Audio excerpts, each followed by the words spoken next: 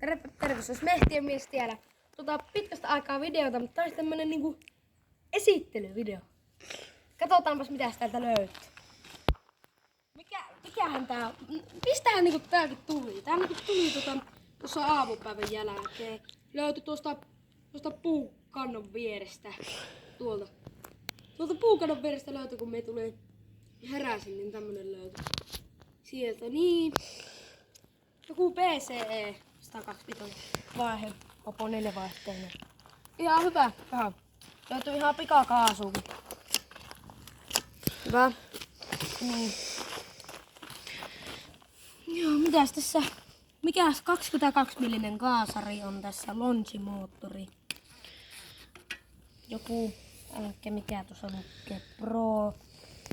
Pro-Pit. Ei kun mikä? PR-Pit Pro Racing. Ja oliko nyt minkähän tullut renkaat? En tiedä yhtään, mutta siis tää on oikeesti aika hyvä. Hyvä on. Katsotaanpas nuo äänet tästä. Katsotaan saako mies käyntiin. Siis kamerallahan se ei kuulu se ääni, mutta katsotaan Suomi. Iskee bensahana päälle. Lämmin kone ajettu. Oho.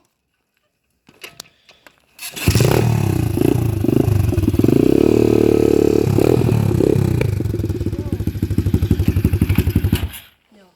Tämmöset äänet on tässä. Tää on niin vanha, sen verran vanha, niin tässä ei ole mitään sammutusnappia. Että jos ketjut lähtee, niin pitää ryypyllä sammuttaa.